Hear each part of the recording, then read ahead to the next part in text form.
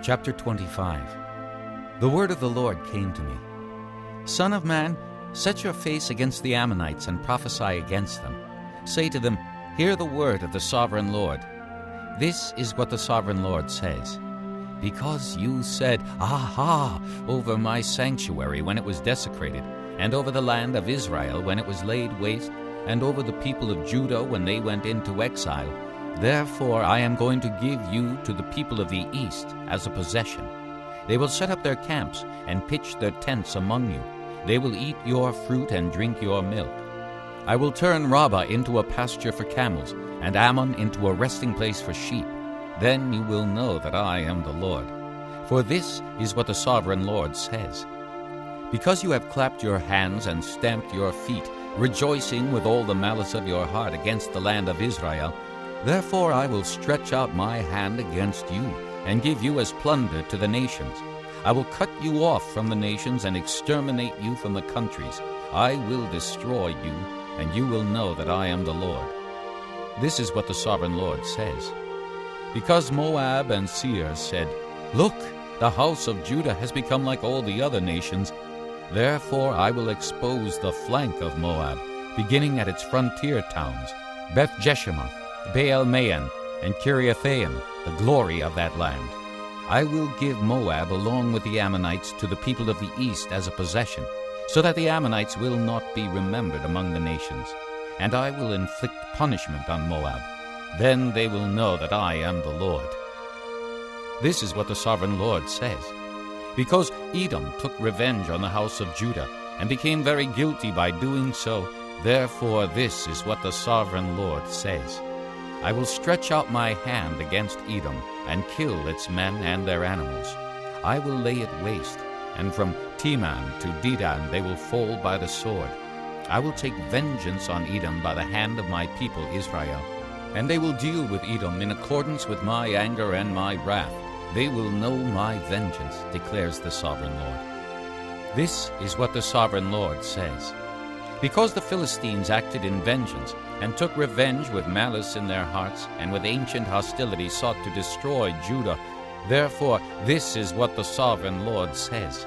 I am about to stretch out my hand against the Philistines, and I will cut off the Kerethites and destroy those remaining along the coast. I will carry out great vengeance on them and punish them in my wrath. Then they will know that I am the Lord when I take vengeance on them. Chapter 26. In the 11th year, on the first day of the month, the word of the Lord came to me. Son of man, because Tyre has said of Jerusalem, Aha! The gate to the nations is broken, and its doors have swung open to me. Now that she lies in ruins, I will prosper. Therefore, this is what the sovereign Lord says. I am against you, O Tyre, and I will bring many nations against you like the sea casting up its waves. They will destroy the walls of Tyre and pull down her towers. I will scrape away her rubble and make her a bare rock. Out in the sea she will become a place to spread fish nets, for I have spoken, declares the sovereign Lord. She will become plunder for the nations, and her settlements on the mainland will be ravaged by the sword. Then they will know that I am the Lord. For this is what the sovereign Lord says. From the north I am going to bring against Tyre Nebuchadnezzar, king of Babylon, king of kings, with horses and chariots, with horsemen and a great army. He will ravage your settlements on the mainland with the sword. He will set up siege works against you, build a ramp up to your walls, and raise his shields against you. He will direct the blows of his battering rams against your walls, and demolish your towers with his weapons. His horses will be so many that they will cover you with dust. Your walls will tremble at the noise of the war horses, wagons, and chariots when he enters your gates, as men enter a city whose walls have been broken through. The hoofs of his horses will trample all your streets. He will kill your people with the sword, and your strong pillars will fall to the ground. They will plunder your wealth and loot your merchandise. They will break down your walls and demolish your fine houses and throw your stones, timber, and rubble into the sea. I will put an end to your noisy songs, and the music of your harps will be heard no more. I will make you a bare rock. and you will become a place to spread fish nets. You will never be rebuilt. For I, the Lord, have spoken, declares the sovereign Lord. This is what the sovereign Lord says to Tyre. Will not the coastlands tremble at the sound of your fall, when the wounded groan and the slaughter takes place in you? Then all the princes of the coast will step down from their thrones and lay aside their robes and take off their embroidered garments. Clothed with terror, they will sit on the ground, trembling every moment, appalled at you. Then they will take up a lament concerning you and say to you, How you are destroyed, O city of renown, peopled by men of the sea. You were a power on the seas, you and your citizens. You put your terror on all who live there. Now the coastlands tremble on the day of your fall. The islands in the sea are terrified at your collapse. This is what the sovereign Lord says. When I make you a desolate city, like cities no longer inhabited, and when I bring the ocean depths over you and its vast waters cover you, then I will bring you down with those who go down to the pit, to the people of long ago. I will make you dwell in the earth below, as in ancient ruins, with those who go down to the pit, and you will not return or take your place in the land of the living. I will bring you to a horrible end, and you will be no more. You will be sought, but you will never again be found, declares the sovereign Lord. Chapter 27. The word of the Lord came to me. Son of man, take up a lament concerning Tyre. Say to Tyre, situated at the gateway to the sea, merchant of peoples on many coasts, this is what the sovereign Lord says. You say, O Tyre, I am perfect in beauty. Your domain was on the high seas. Your builders brought your beauty to perfection. They made all your timbers of pine trees from Senir. They took a cedar from Lebanon to make a mast for you. Of oaks from Bashan they made your oars. Of cypress wood from the coasts of Cyprus they made your deck, inlaid with ivory. Fine embroidered linen from Egypt was your sail and served as your banner. Your awnings were of blue and purple from the coasts of Elisha. Men of Sidon and Arvad were your oarsmen. Your skilled men, O Tyre, were aboard as your seamen. Veteran craftsmen of Gebal were on board as shipwrights to caulk your seams. All the ships of the sea and their sailors came alongside to trade for your wares. Men of Persia, Lydia, and Put served as soldiers in your army. They hung their shields and helmets on your walls, bringing you splendor. Men of Arvad and Helek manned your walls on every side. Men of Gamad were in your towers. They hung their shields around your walls. They brought your beauty to perfection. Tarshish did business with you because of your great wealth of goods. They exchanged silver, iron, tin, and lead for your merchandise. Greece, Tubal, and Meshech traded with you. They exchanged slaves and articles of bronze for your wares. Men of Beth Togarmah exchanged workhorses, war horses, and mules for your merchandise. The men of Rhodes traded with you, and many coastlands were your customers. They paid you with ivory tusks and ebony. Aram did business with you because of your many products. They exchanged turquoise, purple fabric, embroidered work, fine linen, coral, and rubies for your merchandise. Judah and Israel traded with you. They exchanged wheat from Minnith and confections, honey, oil, and balm for your wares. Damascus, because of your many products and great wealth of goods, did business with you in wine from Helbon and wool from Zahar. Danites and Greeks from Uzal bought your merchandise. They exchanged wrought iron, cassia, and calamus for your wares. Dedan traded in saddle blankets with you. Arabia and all the princes of Kedar were your customers.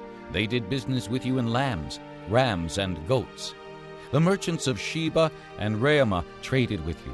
For your merchandise they exchanged the finest of all kinds of spices and precious stones and gold. Haran, Cana, and Eden, and merchants of Sheba, Asher, and Kilmad traded with you.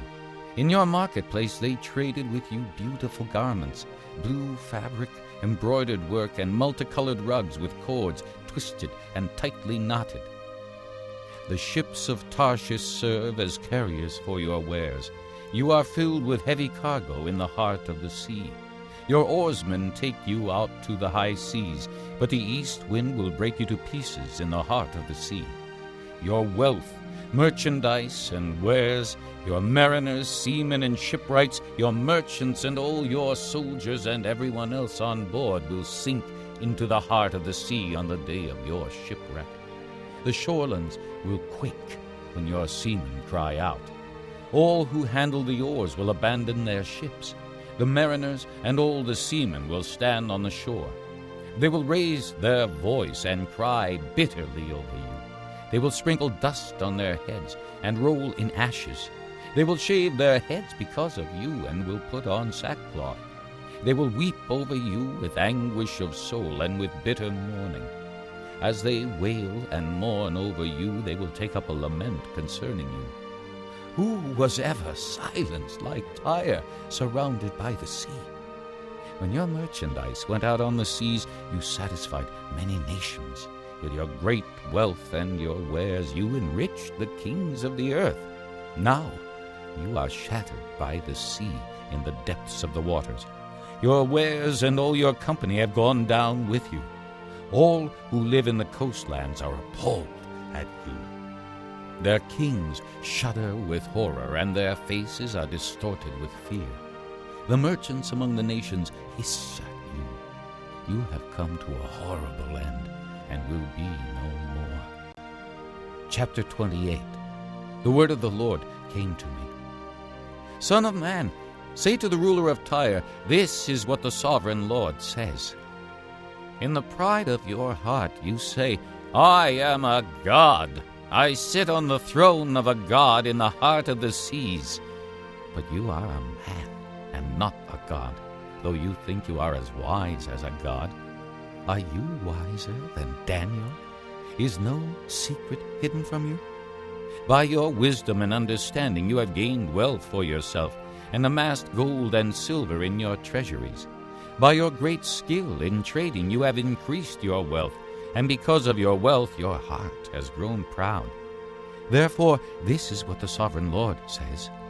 Because you think you are wise as a god, I am going to bring foreigners against you, the most ruthless of nations. They will draw their swords against your beauty and wisdom and pierce your shining splendor. They will bring you down to the pit, and you will die a violent death in the heart of the seas. Will you then say, I am a god, in the presence of those who kill you? You will be but a man, not a god, in the hands of those who slay you. You will die the death of the uncircumcised at the hands of foreigners. I have spoken, declares the sovereign Lord. The word of the Lord came to me. Son of man, take up a lament concerning the king of Tyre, and say to him, this is what the sovereign Lord says. You were the model of perfection, full of wisdom and perfect in beauty. You were in Eden, the garden of God. Every precious stone adorned you, ruby, topaz and emerald, chrysolite, onyx and jasper, sapphire, turquoise and beryl. Your settings and mountings were made of gold. On the day you were created, they were prepared. You were anointed as a guardian cherub, for so I ordained you. You were on the holy mount of God. You walked among the fiery stones. You were blameless in your ways from the day you were created till wickedness was found in you. Through your widespread trade, you were filled with violence, and you sinned. So I drove you in disgrace from the mount of God, and I expelled you, O guardian cherub, from among the fiery stones. Your heart became proud on account of your beauty, and you corrupted your wisdom because of your splendor, so I threw you to the earth. I made a spectacle of you before kings. By your many sins and dishonest trade, you have desecrated your sanctuaries. So I made a fire come out from you, and it consumed you, and I reduced you to ashes on the ground in the sight of all who were watching. All the nations who knew you are appalled at you. You have come to a horrible end, and will be no more. The word of the Lord came to me. Son of man, set your face against Sidon, prophesy against her, and say, This is what the sovereign Lord says. I am against you, O Sidon, and I will gain glory within you. They will know that I am the Lord when I inflict punishment on her and show myself holy within her. I will send a plague upon her, and make blood flow in her streets. The slain will fall within her, with a sword against her on every side. Then they will know that I am the Lord. No longer will the people of Israel have malicious neighbors who are painful briars and sharp thorns. Then they will know that I am the sovereign Lord. This is what the sovereign Lord says. When I gather the people of Israel from the nations where they have been scattered, I will show myself holy among them in the sight of the nations. Then they will live in their own land, which I gave to my servant Jacob. They will live there in safety, and will build houses and plant vineyards. They will live in safety when I inflict punishment on all their neighbors who maligned them. Then they will know that I am the Lord their God. Chapter 29. In the 10th year, in the 10th month, on the 12th day, the word of the Lord came to me. Son of man, set your face against Pharaoh, king of Egypt, and prophesy against him and against all Egypt. Speak to him and say, This is what the sovereign Lord says. I am against you, Pharaoh, king of Egypt, you great monster lying among your streams. You say, The Nile is mine. I made it for myself, but I will put hooks in your jaws and make the fish of your streams stick to your scales. I will pull you out from among your streams with all the fish sticking to your scales. I will leave you in the desert, you and all the fish of your streams. You will fall on the open field and not be gathered or picked up. I will give you as food to the beasts of the earth and the birds of the air. Then all who live in Egypt will know that I am the Lord. You have been a staff of reed for the house of Israel. When they grasped you with their hands, you splintered, and you tore open their shoulders. When they leaned on you, you broke, and their backs were wrenched. Therefore, this is what the sovereign Lord says. I will bring a sword against you and kill your men and their animals. Egypt will become a desolate wasteland. Then they will know that I am the Lord. Because you said, The Nile is mine, I made it. Therefore I am against you and against your streams. And I will make the land of Egypt a ruin and a desolate waste from Migdol to Aswan, as far as the border of Cush. No foot of man or animal will pass through it. No one will live there for 40 years. I will make the land of Egypt desolate among devastated lands, and her cities will lie desolate 40 years among ruined cities, and I will disperse the Egyptians among the nations and scatter them through the countries. Yet this is what the sovereign Lord says. At the end of 40 years, I will gather the Egyptians from the nations where they were scattered. I will bring them back from captivity and return them to Upper Egypt, the land of their ancestry. There they will be a lowly kingdom. It will be the lowliest of kingdoms and will never again exalt itself above the other nations. I will make it so weak that it will never again rule over the nations. Egypt will no longer be a source of confidence for the people of Israel, but will be a reminder of their sin in turning to her for help. Then they will know that I am the sovereign Lord. In the 27th year, in the 1st month, on the 1st day, the word of the Lord came to me. Son of man, Nebuchadnezzar, king of Babylon, drove his army in a hard campaign against Tyre. Every head was rubbed bare, and every shoulder made raw. Yet he and his army got no reward from the campaign he led against Tyre. Therefore, this is what the sovereign Lord says: I am going to give Egypt to Nebuchadnezzar, king of Babylon, and he will carry off its wealth. He will loot and plunder the land as pay for his army. I have given him Egypt as a reward for his efforts, because he and his army did it for me, declares the sovereign Lord. On that day I will make a horn grow for the house of Israel, and I will open your mouth among them. Then they will know that I am the Lord. Chapter 30. The word of the Lord came to me. Son of man, prophesy and say, This is what the sovereign Lord says. Wail and say, Alas for that day! For the day is near. The day of the Lord is near, a day of clouds, a time of doom for the nations.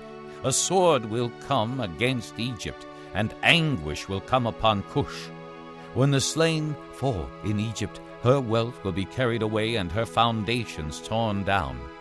Cush and Put, Lydia and all Arabia, Libya and the people of the covenant land will fall by the sword along with Egypt. This is what the Lord says. The allies of Egypt will fall, and her proud strength will fail. From Migdol to Aswan they will fall by the sword within her, declares the sovereign Lord. They will be desolate among desolate lands, and their cities will lie among ruined cities. Then they will know that I am the Lord, when I set fire to Egypt, and all her helpers are crushed. On that day, messengers will go out from me in ships to frighten Cush out of her complacency. Anguish will take hold of them on the day of Egypt's doom, for it is sure to come. This is what the sovereign Lord says. I will put an end to the hordes of Egypt by the hand of Nebuchadnezzar, king of Babylon. He and his army, the most ruthless of nations, will be brought in to destroy the land. They will draw their swords against Egypt and fill the land with the slain. I will dry up the streams of the Nile and sell the land to evil men. By the hand of foreigners I will lay waste the land and everything in it. I, the Lord, have spoken. This is what the sovereign Lord says. I will destroy the idols and put an end to the images in Memphis. No longer will there be a prince in Egypt, and I will spread fear throughout the land. I will lay waste Upper Egypt, set fire to Zoan, and inflict punishment on Thebes. I will pour out my wrath on Pelusium, the stronghold of Egypt, and cut off the hordes of Thebes. I will set fire to Egypt. Pelusium will writhe in agony. Thebes will be taken by storm. Memphis will be in constant distress. The young men of Heliopolis and Bubastis will fall by the sword, and the cities themselves will go into captivity. Dark will be the day at Tahpanhes, when I break the yoke of Egypt. There her proud strength will come to an end. She will be covered with clouds, and her villages will go into captivity. So I will inflict punishment on Egypt, and they will know that I am the Lord. In the 11th year, in the 1st month on the 7th day, the word of the Lord came to me. Son of man, I have broken the arm of Pharaoh, king of Egypt. It has not been bound up for healing or put in a splint so as to become strong enough to hold a sword. Therefore, this is what the sovereign Lord says. I am against Pharaoh, king of Egypt. I will break both his arms, the good arm as well as the broken one, and make the sword fall from his hand. I will disperse the Egyptians among the nations and scatter them through the countries. I will strengthen the arms of the king of Babylon and put my sword in his hand. But I will break the arms of Pharaoh, and he will groan before him like a mortally wounded man. I will strengthen the arms of the king of Babylon, but the arms of Pharaoh will fall limp. Then they will know that I am the Lord, when I put my sword into the hand of the king of Babylon, and he brandishes it against Egypt. I will disperse the Egyptians among the nations and scatter them through the countries. Then they will know that I am the Lord. Chapter 31. In the 11th year, in the 3rd month, on the 1st day, the word of the Lord came to me. Son of man, say to Pharaoh, king of Egypt, and to his hordes, who can be compared with you in majesty? Consider Assyria, once a cedar in Lebanon with beautiful branches overshadowing the forest. It towered on high, its top above the thick foliage. The waters nourished it. Deep springs made it grow tall. Their streams flowed all around its base and sent their channels to all the trees of the field. So it towered higher than all the trees of the field. Its boughs increased and its branches grew long, spreading because of abundant waters. All the birds of the air nested in its boughs. All the beasts of the field gave birth under its branches. All the great nations lived in its shade. It was majestic in beauty, with its spreading boughs, for its roots went down to abundant waters. The cedars in the garden of God could not rival it, nor could the pine trees equal its boughs, nor could the plane trees compare with its branches. No tree in the garden of God could match its beauty. I made it beautiful, with abundant branches, the envy of all the trees of Eden in the garden of God. Therefore, this is what the sovereign Lord says. Because it towered on high, lifting its top above the thick foliage, and because it was proud of its height, I handed it over to the ruler of the nations, for him to deal with according to its wickedness. I cast it aside, and the most ruthless of foreign nations cut it down and left it. Its boughs fell on the mountains and in all the valleys. Its branches lay broken in all the ravines of the land. All the nations of the earth came out from under its shade and left it. All the birds of the air settled on the fallen tree, and all the beasts of the field were among its branches. Therefore no other trees by the waters are ever to tower proudly on high, lifting their tops above the thick foliage. No other trees so well watered are ever to reach such a height. They are all destined for death, for the earth below, among mortal men, with those who go down to the pit. This is what the sovereign Lord says. On the day it was brought down to the grave, I covered the deep springs with mourning for it. I held back its streams, and its abundant waters were restrained. Because of it I clothed Lebanon with gloom, and all the trees of the field withered away. I made the nations tremble at the sound of its fall when I brought it down to the grave with those who go down to the pit. Then all the trees of Eden, the choicest and best of Lebanon, all the trees that were well watered, were consoled in the earth below. Those who lived in its shade, its allies among the nations, had also gone down to the grave with it, joining those killed by the sword. Which of the trees of Eden can be compared with you in splendor and majesty? Yet you too will be brought down with the trees of Eden to the earth below. You will lie among the uncircumcised, with those killed by the sword. This is Pharaoh and all his hordes, declares the sovereign Lord. Chapter 32. In the 12th year, in the 12th month, on the 1st day, the word of the Lord came to me.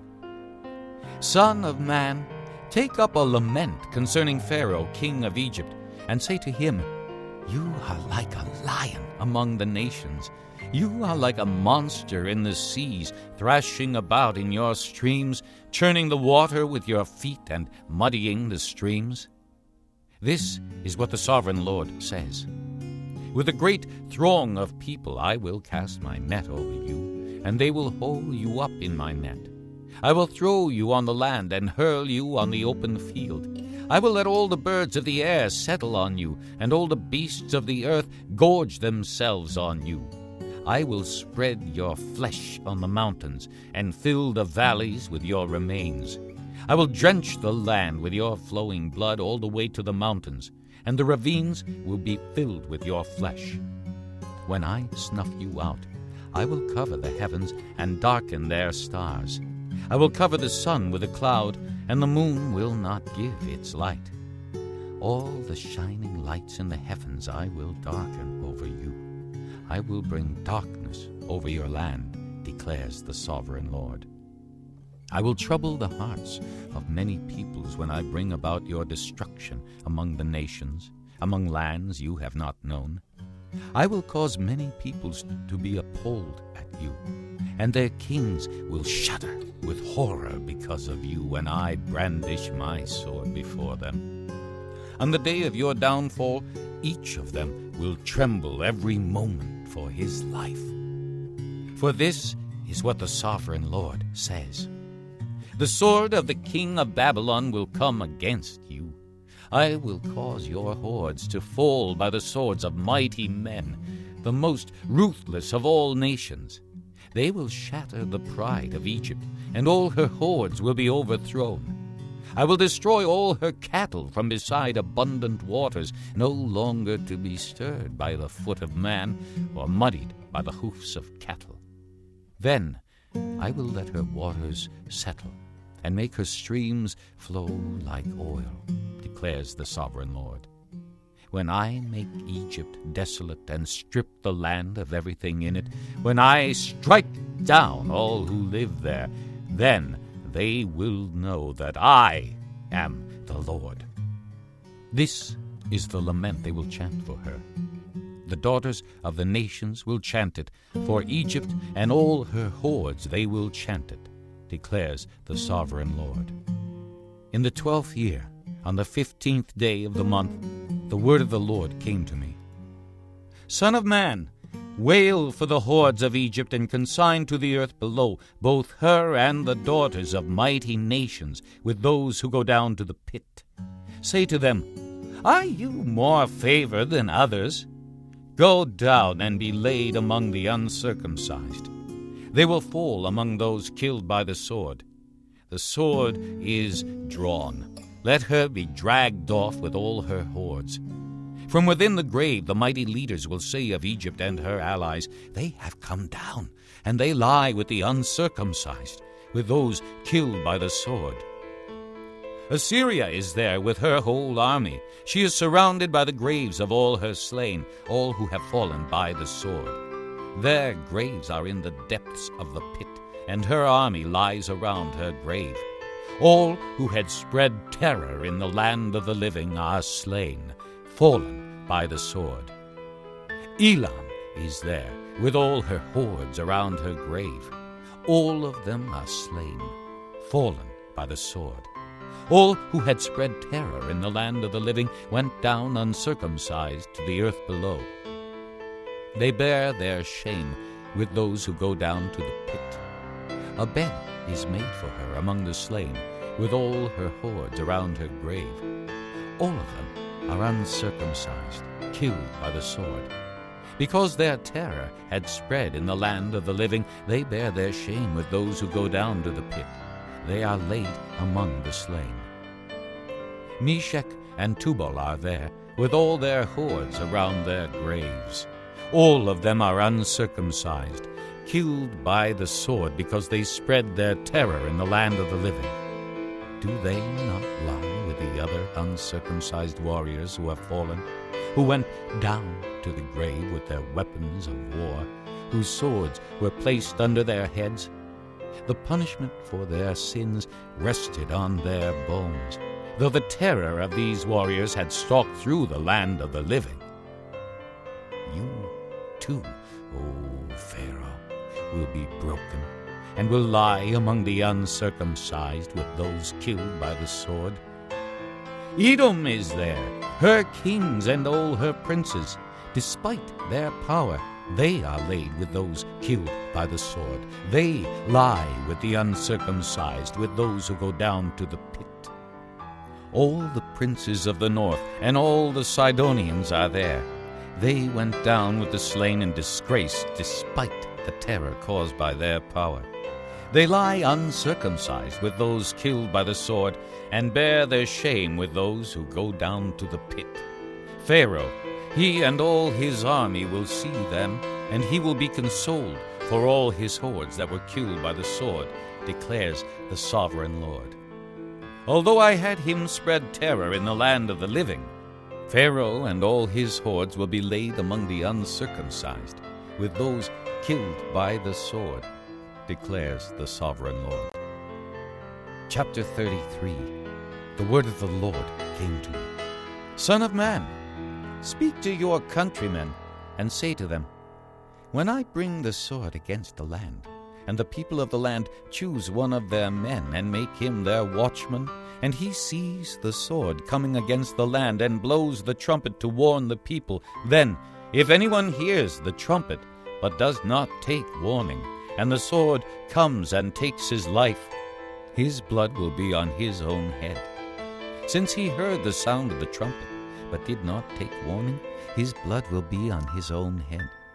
If he had taken warning, he would have saved himself. But if the watchman sees the sword coming, and does not blow the trumpet to warn the people, and the sword comes and takes the life of one of them, that man will be taken away because of his sin, but I will hold the watchman accountable for his blood. Son of man, I have made you a watchman for the house of Israel. So hear the word I speak, and give them warning from me. When I say to the wicked, O wicked man, you will surely die, and you do not speak out to dissuade him from his ways, that wicked man will die for his sin, and I will hold you accountable for his blood.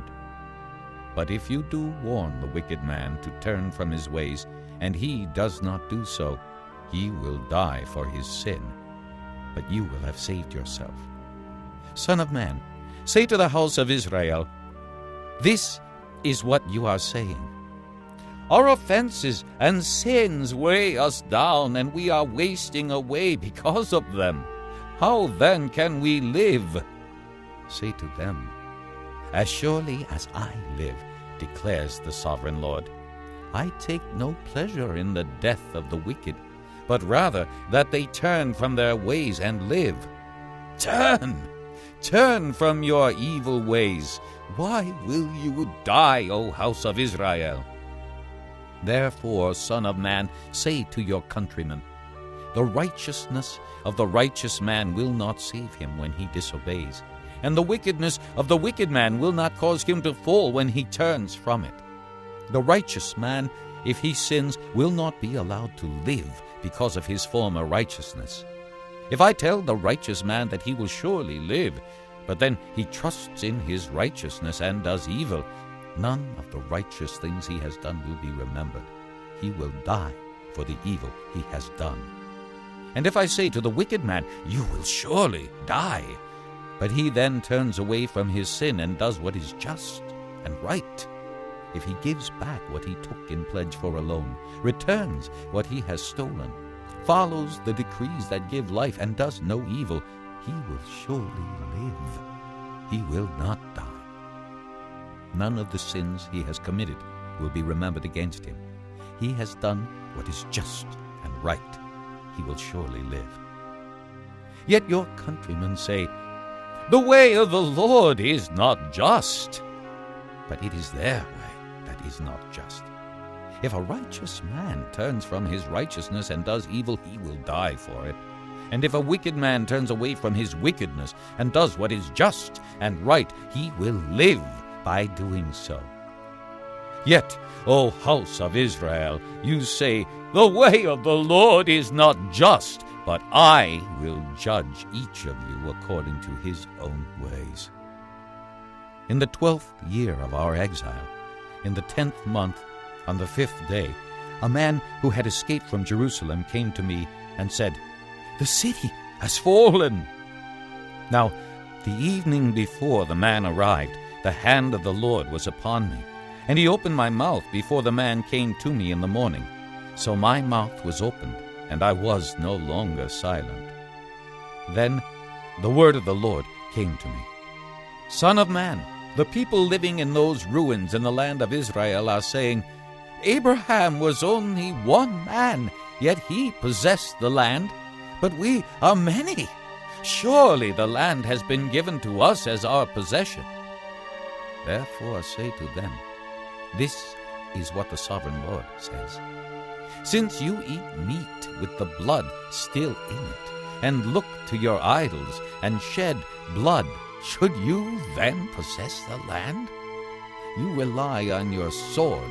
You do detestable things, and each of you defiles his neighbor's wife. Should you then possess the land? Say this to them. This is what the sovereign Lord says. As surely as I live, those who are left in the ruins will fall by the sword. Those out in the country I will give to the wild animals to be devoured, and those in strongholds and caves will die of a plague. I will make the land a desolate waste, and her proud strength will come to an end, and the mountains of Israel will become desolate, so that no one will cross them. Then they will know that I am the Lord, when I have made the land a desolate waste because of all the detestable things they have done.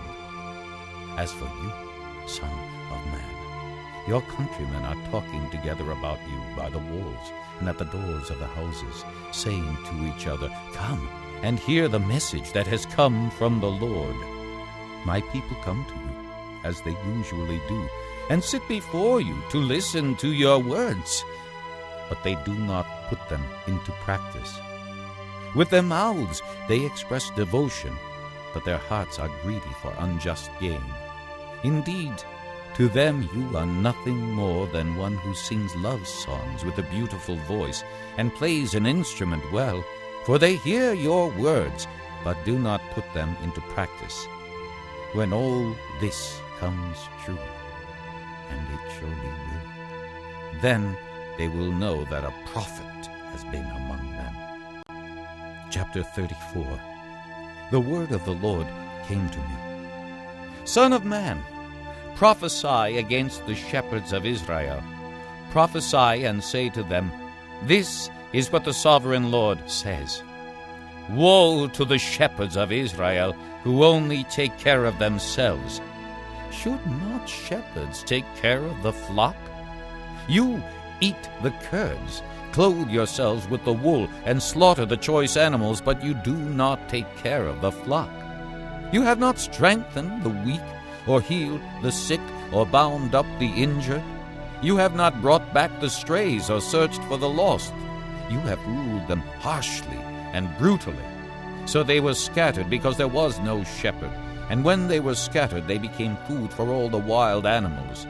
My sheep wandered over all the mountains and on every high hill. They were scattered over the whole earth, and no one searched or looked for them. Therefore, you shepherds, hear the word of the Lord.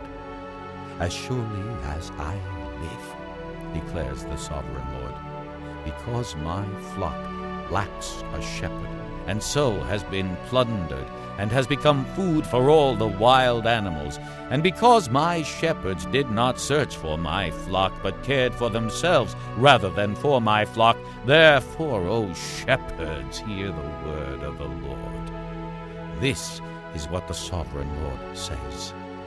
I am against the shepherds, and will hold them accountable for my flock. I will remove them from tending the flock, so that the shepherds can no longer feed themselves. I will rescue my flock from their mouths, and it will no longer be food for them. For this is what the sovereign Lord says. I myself will search for my sheep and look after them. As a shepherd looks after his scattered flock when he is with them, so will I look after my sheep. I will rescue them from all the places where they were scattered on a day of clouds and darkness. I will bring them out from the nations and gather them from the countries, and I will bring them into their own land. I will pasture them on the mountains of Israel, in the ravines, and in all the settlements in the land. I will tend them in a good pasture, and the mountain heights of Israel will be their grazing land. There they will lie down in good grazing land, and there they will feed in a rich pasture on the mountains of Israel. I myself will tend my sheep and have them lie down, declares the sovereign Lord. I will search for the lost and bring back the strays. I will bind up the injured and strengthen the weak, but the sleek and the strong I will destroy. I will shepherd the flock with justice. As for you, my flock, this is what the sovereign Lord says. I will judge between one sheep and another, and between rams and goats. Is it not enough for you to feed on the good pasture? Must you also trample the rest of your pasture with your feet? Is it not enough for you to drink clear water? Must you also muddy the rest with your feet? Must my flock feed on what you have trampled, and drink what you have muddied with your feet? Therefore, this is what the sovereign Lord says to them. See, I myself will judge between the fat sheep and the lean sheep. Because you shove with flank and shoulder, butting all the weak sheep with your horns until you have driven them away, I will save my flock, and they will no longer be plundered. I will judge between one sheep and another. I will place over them one shepherd, my servant David, and he will tend them. He will tend them and be their shepherd. I, the Lord, will be their God, and my servant David will be prince among them. I, the Lord, have spoken. I will make a covenant of peace with them, and rid the land of wild beasts, so that they may live in the desert and sleep in the forests in safety. I will bless them in the places surrounding my hill. I will send down showers in season. There will be showers of blessing. The trees of the field will yield their fruit, and the ground will yield its crops. The people will be secure in their land. They will know that I am the Lord when I break the bars of their yoke and rescue them from the hands of those who enslaved them. They will no longer be plundered by the nations, nor will wild animals devour them. They will live in safety, and no one will make them afraid. I will provide for them a land renowned for its crops, and they will no longer be victims of famine in the land, or bear the scorn of the nations. Then they will know that I, the Lord their God, am with them, and that they, the house of Israel, are my people, declares the sovereign Lord. You, my sheep, the sheep of my pasture, are people, and I am your God, declares the sovereign Lord. Chapter 35. The word of the Lord came to me. Son of man, set your face against Mount Seir, prophesy against it, and say, This is what the sovereign Lord says. I am against you, Mount Seir, and I will stretch out my hand against you and make you a desolate waste. I will turn your towns into ruins, and you will be desolate. Then you will know that I am the Lord. Because you harbored an ancient hostility and delivered the Israelites over to the sword at the time of their calamity, the time their punishment reached its climax, therefore, as surely as I live, declares the sovereign Lord, I will give you over to bloodshed, and it will pursue you. Since you did not hate bloodshed, bloodshed will pursue you. I will make Mount Seir a desolate waste, and cut off from it all who come and go. I will fill your mountains with the slain. Those killed by the sword will fall on your hills and in your valleys and in all your ravines. I will make you desolate forever. Your towns will not be inhabited. Then you will know that I am the Lord. Because you have said, These 2 nations and countries will be ours, and we will take possession of them, even though I, the Lord, was there. Therefore, as surely as I live, declares the sovereign Lord, I will treat you in accordance with the anger and jealousy you showed in your hatred of them, and I will make myself known among them when I judge you.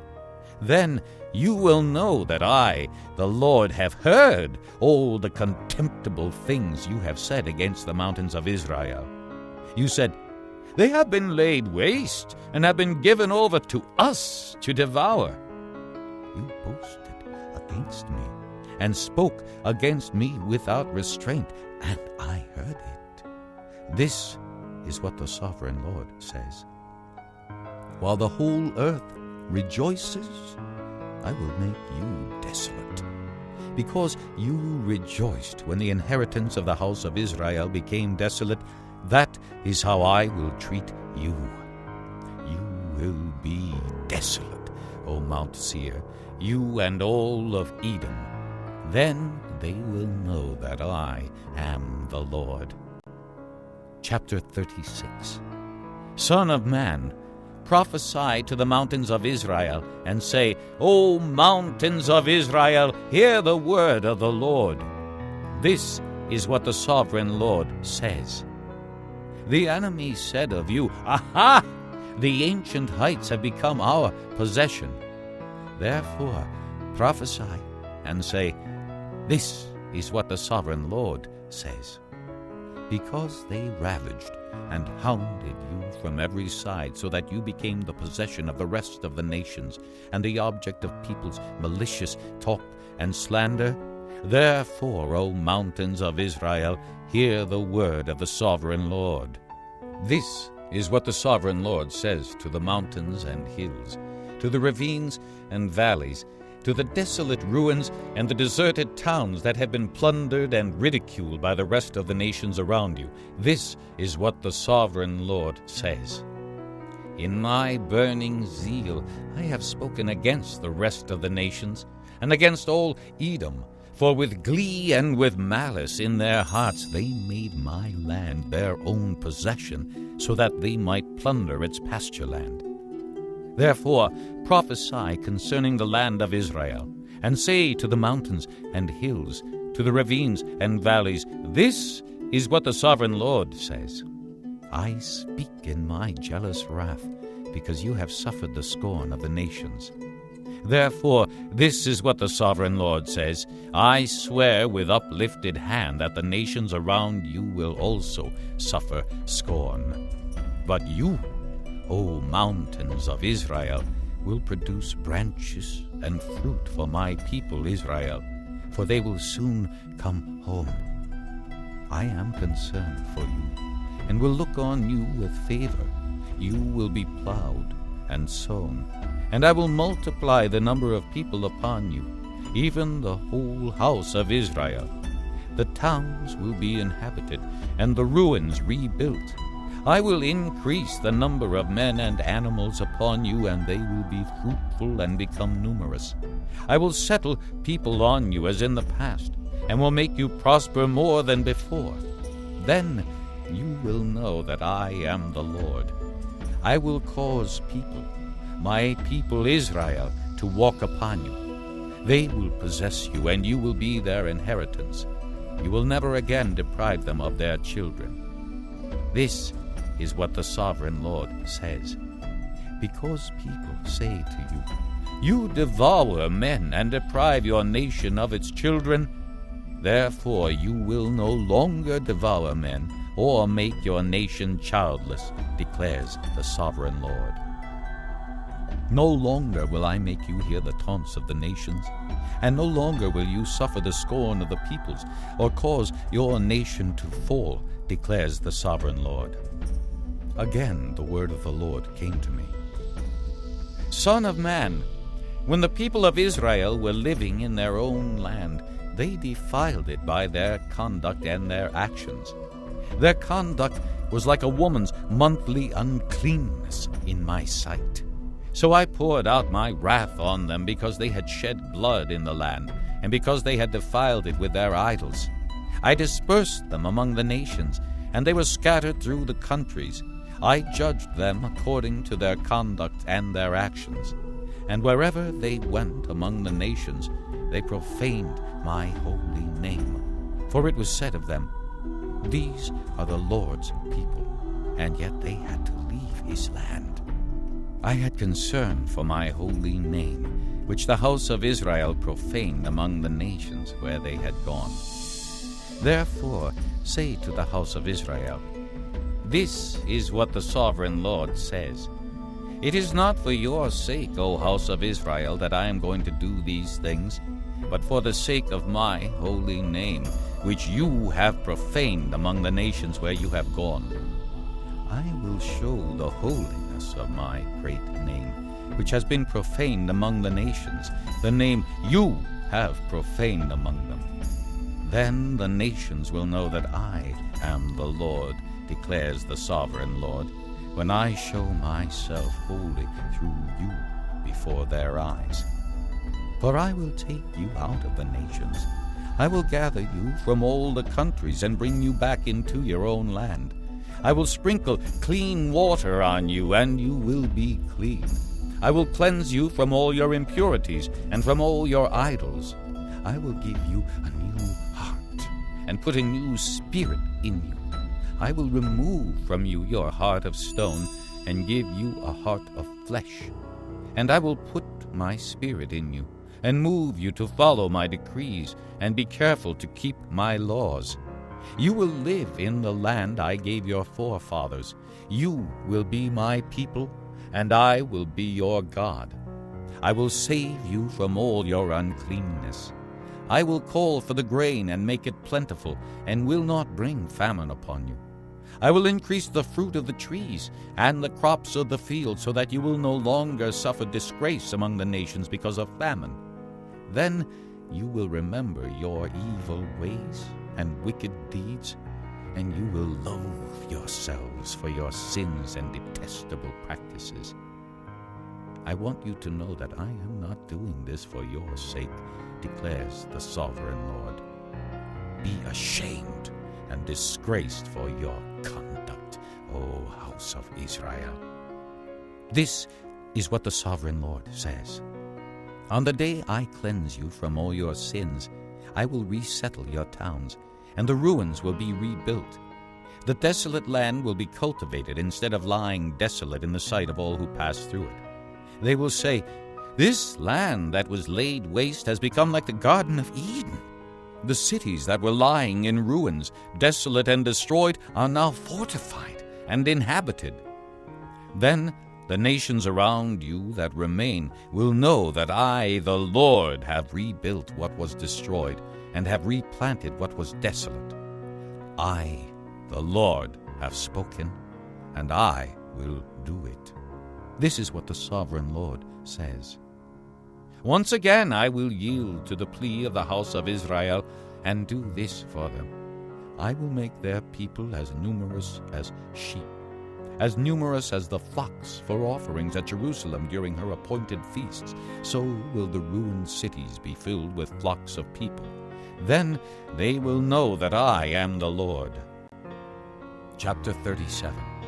The hand of the Lord was upon me, and he brought me out by the Spirit of the Lord, and set me in the middle of a valley. It was full of bones. He led me back and forth among them, and I saw a great many bones on the floor of the valley, bones that were very dry. He asked me, Son of man, can these bones live? I said, O sovereign Lord, you alone know. Then he said to me, Prophesy to these bones, and say to them, Dry bones, hear the word of the Lord. This is what the sovereign Lord says to these bones. I will make breath enter you, and you will come to life. I will attach tendons to you and make flesh come upon you and cover you with skin. I will put breath in you, and you will come to life. Then you will know that I am the Lord. So I prophesied as I was commanded. And as I was prophesying, there was a noise, a rattling sound, and the bones came together, bone to bone.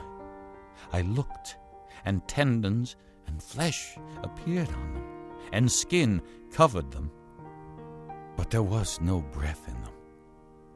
Then he said to me, Prophesy to the breath. Prophesy, Son of man, and say to it, This is what the sovereign Lord says. Come from the four winds, O breath, and breathe into these slain, that they may live. So I prophesied as he commanded me, and breath entered them. They came to life and stood up on their feet, a vast army. Then he said to me, Son of man, these bones are the whole house of Israel. They say, Our bones are dried up, and our hope is gone. We are cut off. Therefore prophesy and say to them, This is what the sovereign Lord says. O my people, I am going to open your graves and bring you up from them. I will bring you back to the land of Israel. Then you, my people, will know that I am the Lord when I open your graves and bring you up from them. I will put my spirit in you, and you will live, and I will settle you in your own land. Then you will know that I, the Lord, have spoken, and I have done it, declares the Lord. The word of the Lord came to me. Son of man, take a stick of wood and write on it, belonging to Judah and the Israelites associated with him. Then take another stick of wood and write on it, Ephraim's stick, belonging to Joseph and all the house of Israel associated with him. Join them together into one stick, so that they will become one in your hand. When your countrymen ask you, Won't you tell us what you mean by this? Say to them, This is what the sovereign Lord says.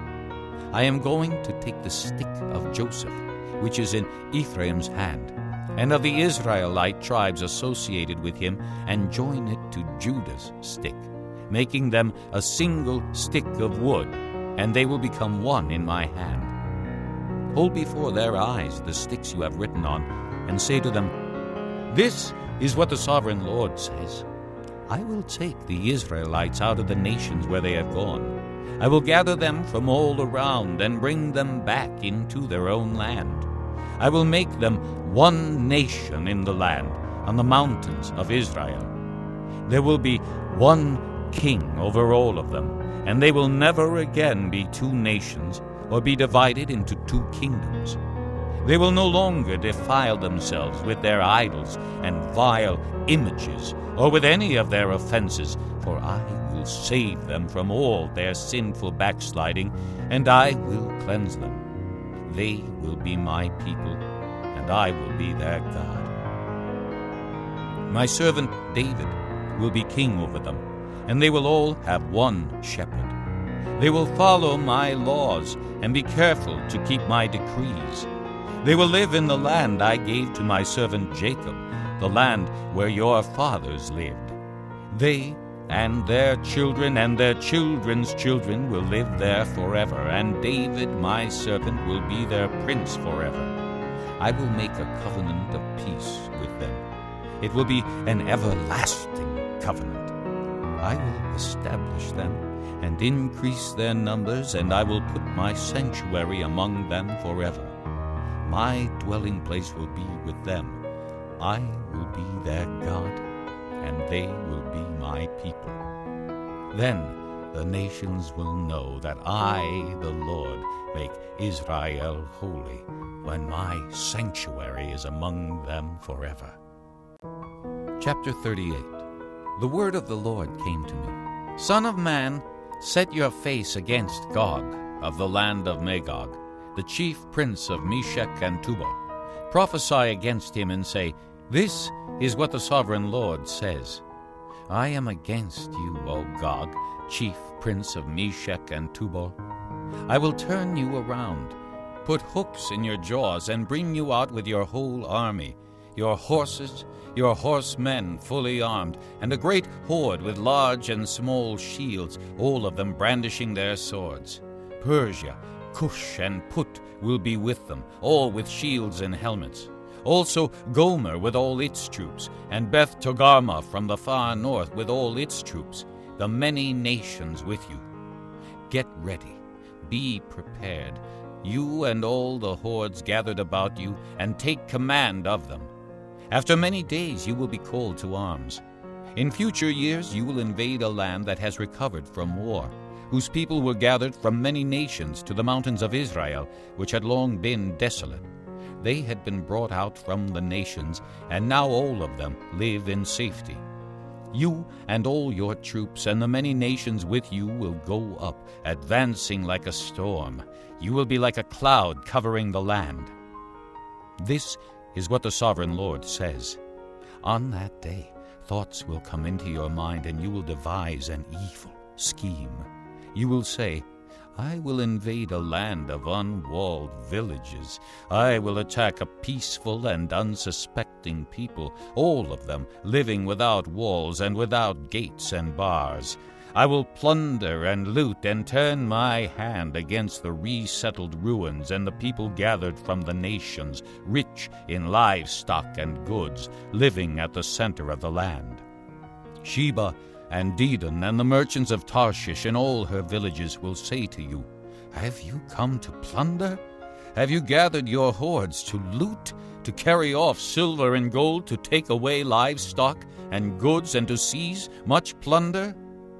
Therefore, Son of man, prophesy and say to Gog, This is what the Sovereign Lord says. In that day when my people Israel are living in safety, will you not take notice of it? You will come from your place in the far north, you and many nations with you, all of them riding on horses, a great horde, a mighty army. You will advance against my people Israel like a cloud that covers the land. In days to come, O Gog, I will bring you against my land, so that the nations may know me when I show myself holy through you before their eyes. This is what the Sovereign Lord says. Are you not the one I spoke of in former days by my servants, the prophets of Israel? At that time they prophesied for years that I would bring you against them. This is what will happen in that day. When Gog attacks the land of Israel, my hot anger will be aroused, declares the Sovereign Lord. In my zeal and fiery wrath I declare that at that time there shall be a great earthquake in the land of Israel. The fish of the sea, the birds of the air, the beasts of the field, every creature that moves along the ground, and all the people on the face of the earth will tremble at my presence. The mountains will be overturned, the cliffs will crumble, and every wall will fall to the ground.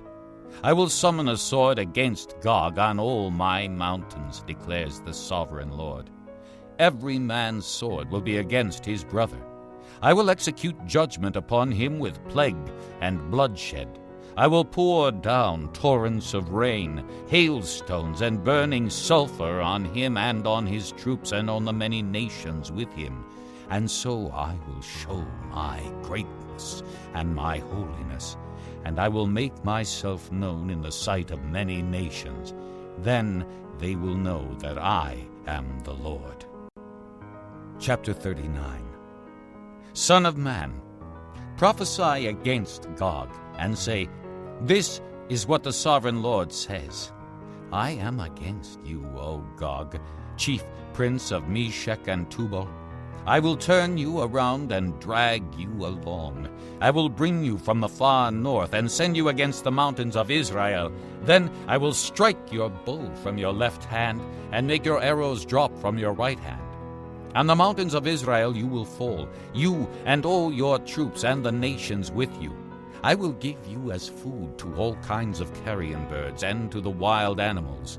You will fall in the open field, for I have spoken, declares the Sovereign Lord.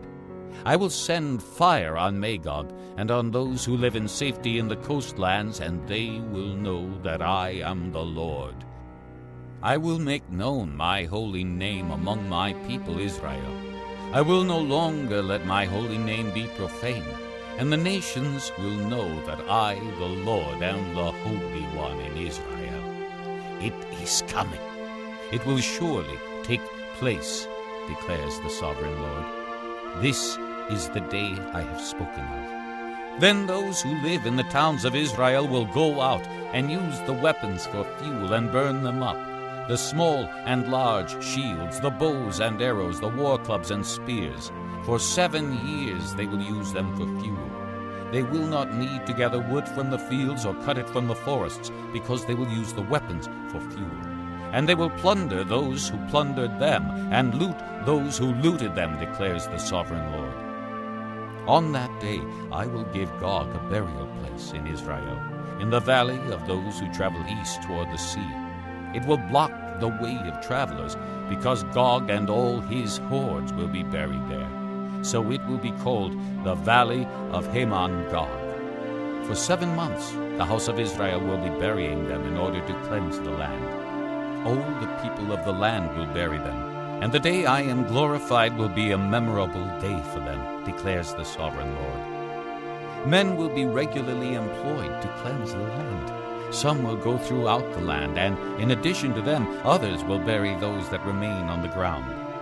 At the end of the 7 months they will begin their search. As they go through the land and one of them sees a human bone, he will set up a marker beside it until the grave diggers have buried it in the valley of Haman-Gog. Also, a town called Hemona will be there, and so they will cleanse the land. Son of man, this is what the sovereign Lord says. Call out to every kind of bird and all the wild animals. Assemble and come together from all around to the sacrifice I am preparing for you, the great sacrifice on the mountains of Israel. There you will eat flesh and drink blood. You will eat the flesh of mighty men and drink the blood of the princes of the earth as if they were rams and lambs, goats and bulls, all of them fattened animals from Bashan. At the sacrifice I am preparing for you, you will eat fat till you are glutted, and drink blood till you are drunk. At my table you will eat your fill of horses and riders, mighty men and soldiers of every kind, declares the sovereign Lord. I will display my glory among the nations, and all the nations will see the punishment I inflict and the hand I lay upon them. From that day forward the house of Israel will know that I am the Lord their God, and the nations will know that the people of Israel went into exile for their sin, because they were unfaithful to me. So I hid my face from them and handed them over to their enemies, and they all fell by the sword. I dealt with them according to their uncleanness and their offenses, and I hid my face from them. Therefore, this is what the sovereign Lord says.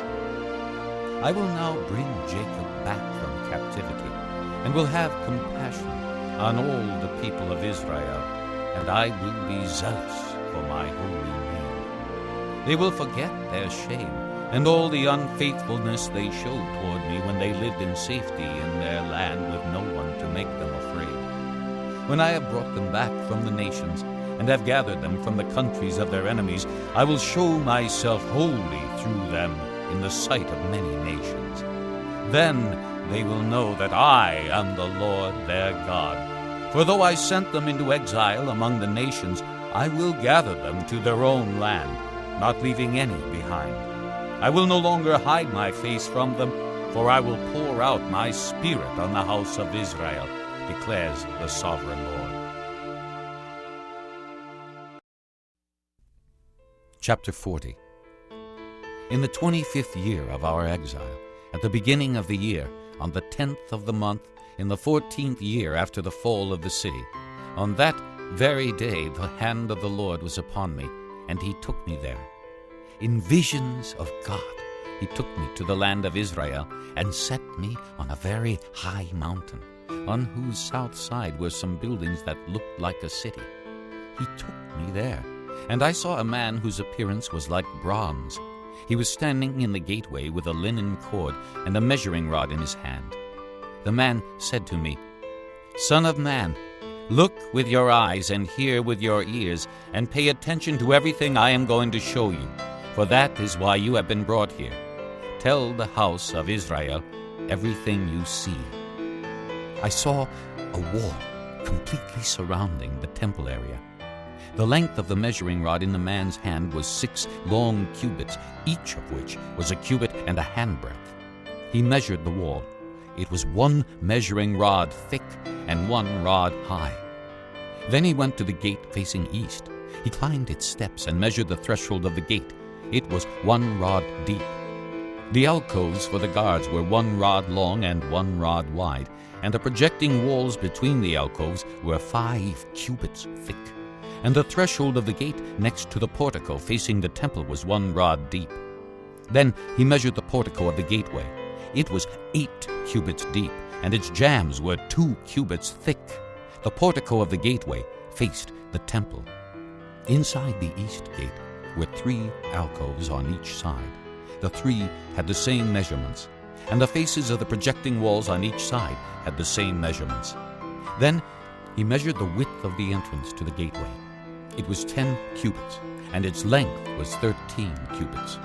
In front of each alcove was a wall 1 cubit high, and the alcoves were 6 cubits square. Then he measured the gateway from the top of the rear wall of one alcove to the top of the opposite one. The distance was 25 cubits from one parapet opening to the opposite one. He measured along the faces of the projecting walls all around the inside of the gateway, 60 cubits. The measurement was up to the portico facing the courtyard. The distance from the entrance of the gateway to the far end of its portico was 50 cubits. The alcoves and the projecting walls inside the gateway were surmounted by narrow parapet openings all around, as was the portico. The openings all around faced inward. The faces of the projecting walls were decorated with palm trees. Then he brought me into the outer court. There I saw some rooms and a pavement that had been constructed all around the court. There were 30 rooms along the pavement. It abutted the sides of the gateways and was as wide as they were long. This was the lower pavement. Then he measured the distance from the inside of the lower gateway to the outside of the inner court. It was 100 cubits on the east side as well as on the north. Then he measured the length and width of the gate facing north, leading into the outer court. Its alcoves, 3 on each side, its projecting walls and its portico had the same measurements as those of the first gateway. It was 50 cubits long and 25 cubits wide. Its openings, its portico, and its palm tree decorations had the same measurements as those of the gate facing east. 7 steps led up to it, with its portico opposite them. There was a gate to the inner court facing the north gate, just as there was on the east. He measured from one gate to the opposite one. It was 100 cubits. Then he led me to the south side, and I saw a gate facing south. He measured its jambs and its portico, and they had the same measurements as the others. The gateway and its portico had narrow openings all around, like the openings of the others. It was 50 cubits long and 25 cubits wide. 7 steps led up to it, with its portico opposite them. It had palm tree decorations on the faces of the projecting walls on each side. The inner court also had a gate facing south, and he measured from this gate to the outer gate on the south side. It was 100 cubits. Then he brought me into the inner court through the south gate, and he measured the south gate. It had the same measurements as the others. Its alcoves, its projecting walls, and its portico had the same measurements as the others. The gateway and its portico had openings all around. It was 50 cubits long and 25 cubits wide. The porticos of the gateways around the inner court were 25 cubits wide and 5 cubits deep. Its portico faced the outer court. Palm trees decorated its jambs, and 8 steps led up to it. Then he brought me to the inner court on the east side, and he measured the gateway. It had the same measurements as the others. Its alcoves, its projecting walls, and its portico had the same measurements as the others. The gateway and its portico had openings all around. It was 50 cubits long and 25 cubits wide. Its portico faced the outer court. Palm trees decorated the jambs on either side, and 8 steps led up to it. Then he brought me to the north gate and measured it. It had the same measurement as the others, as did its alcoves, its projecting walls, and its portico, and it had openings all around. It was 50 cubits long and 25 cubits wide. Its portico faced the outer court. Palm trees decorated the jambs on either side, and 8 steps led up to it. A room with a doorway was by the portico in each of the inner gateways, where the burnt offerings were washed. In the portico of the gateway were 2 tables on each side, on which the burnt offerings, sin offerings, and guilt offerings were slaughtered. By the outside wall of the portico of the gateway, near the steps at the entrance to the north gateway, were 2 tables, and on the other side of the steps were 2 tables. So there were 4 tables on one side of the gateway and 4 on the other, 8 tables in all, on which the sacrifices were slaughtered. There were also 4 tables of dressed stone for the burnt offerings, each a cubit and a half long, a cubit and a half wide, and a cubit high. On them were placed the utensils for slaughtering the burnt offerings and the other sacrifices, and double-pronged hooks, each a handbreadth long, were attached to the wall all around. The tables were for the flesh of the offerings. Outside the inner gate, within the inner court, were 2 rooms, one at the side of the north gate and facing south, and another at the side of the south gate and facing north. He said to me, "The room facing south is for the priests who have charge of the temple, and the room facing north is for the priests who have charge of the altar. These are the sons of Zadok, who are the only Levites who may draw near to the Lord to minister before him." Then he measured the court. It was square, 100 cubits long and 100 cubits wide, and the altar was in front of the temple. He brought me to the portico of the temple and measured the jambs of the portico. They were 5 cubits wide on either side. The width of the entrance was 14 cubits, and its projecting walls were 3 cubits wide on either side. The portico was 20 cubits wide and 12 cubits from front to back. It was reached by a flight of stairs, and there were pillars on each side of the jambs. Chapter 41. Then the man brought me to the outer sanctuary and measured the jambs. The width of the jambs was 6 cubits on each side. The entrance was 10 cubits wide, and the projecting walls on each side of it were 5 cubits wide. He also measured the outer sanctuary. It was 40 cubits long and 20 cubits wide. Then he went into the inner sanctuary and measured the jambs of the entrance. Each was 2 cubits wide.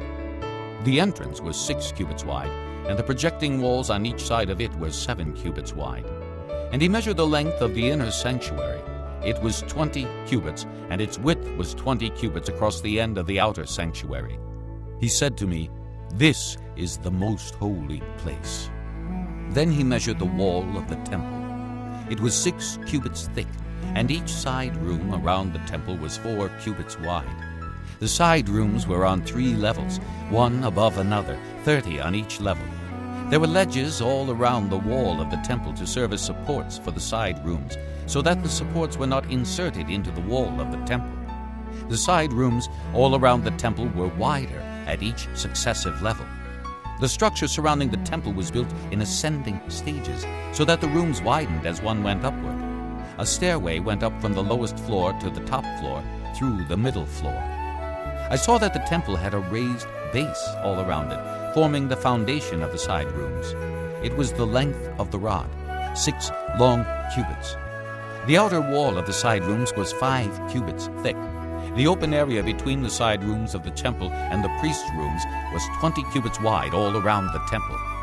There were entrances to the side rooms from the open area, one on the north and another on the south, and the base adjoining the open area was 5 cubits wide all around. The building facing the temple courtyard on the west side was 70 cubits wide.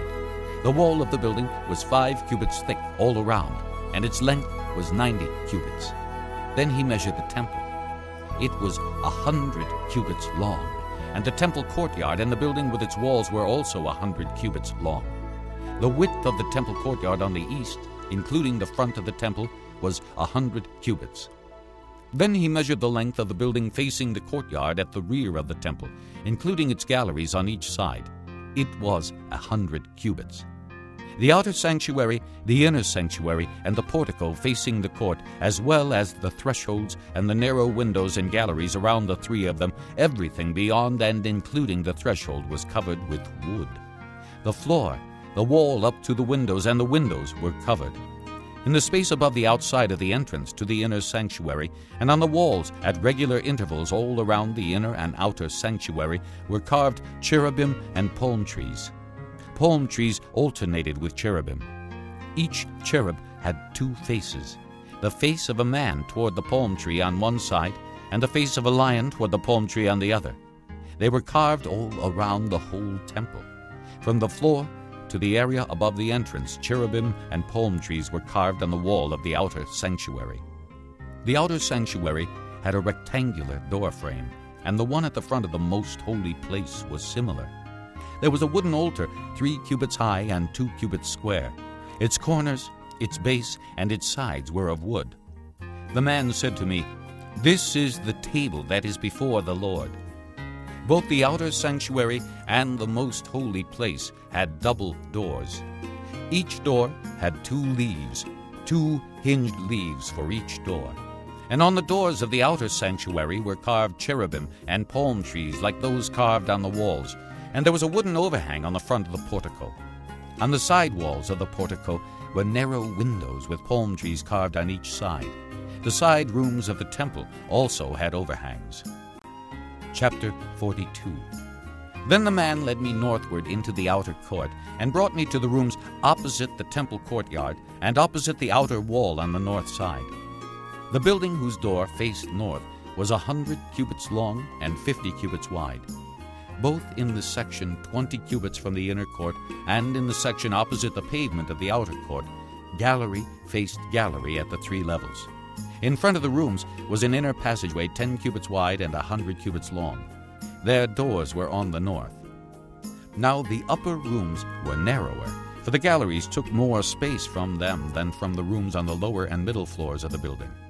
The rooms on the 3rd floor had no pillars as the courts had, so they were smaller in floor space than those on the lower and middle floors. There was an outer wall parallel to the rooms and the outer court. It extended in front of the rooms for 50 cubits. While the row of rooms on the side next to the outer court was 50 cubits long, the row on the side nearest the sanctuary was 100 cubits long. The lower rooms had an entrance on the east side as one enters them from the outer court. On the south side, along the length of the wall of the outer court, adjoining the temple courtyard and opposite the outer wall, were rooms with a passageway in front of them. These were like the rooms on the north. They had the same length and width, with similar exits and dimensions. Similar to the doorways on the north were the doorways of the rooms on the south. There was a doorway at the beginning of the passageway that was parallel to the corresponding wall extending eastward, by which one enters the rooms. Then he said to me, "The north and south rooms facing the temple courtyard are the priests' rooms, where the priests who approach the Lord will eat the most holy offerings. There they will put the most holy offerings, the grain offerings, the sin offerings, and the guilt offerings, for the place is holy. Once the priests enter the holy precincts, they are not to go into the outer court until they leave behind the garments in which they minister, for these are holy. They are to put on other clothes before they go near the places that are for the people." When he had finished measuring what was inside the temple area, he led me out by the east gate and measured the area all around. He measured the east side with the measuring rod. It was 500 cubits. He measured the north side. It was 500 cubits by the measuring rod. He measured the south side. It was 500 cubits by the measuring rod. Then he turned to the west side and measured. It was 500 cubits by the measuring rod.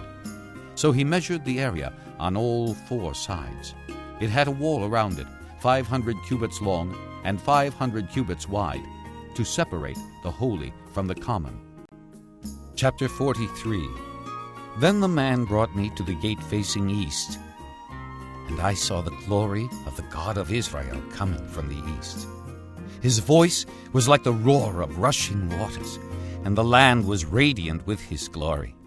The vision I saw was like the vision I had seen when he came to destroy the city, and like the visions I had seen by the Kibar River, and I fell face down. The glory of the Lord entered the temple through the gate facing east. Then the Spirit lifted me up and brought me into the inner court, and the glory of the Lord filled the temple. While the man was standing beside me, I heard someone speaking to me from inside the temple. He said, "Son of man, this is the place of my throne, and the place for the soles of my feet. This is where I will live among the Israelites forever. The house of Israel will never again defile my holy name, neither they nor their kings, by their prostitution and the lifeless idols of their kings at their high places. When they placed their threshold next to my threshold, and their doorposts beside my doorposts, with only a wall between me and them, they defiled my holy name by their detestable practices. So I destroyed them in my anger. Now let them put away from me their prostitution and the lifeless idols of their kings, and I will live among them forever. Son of man, describe the temple to the people of Israel, that they may be ashamed of their sins.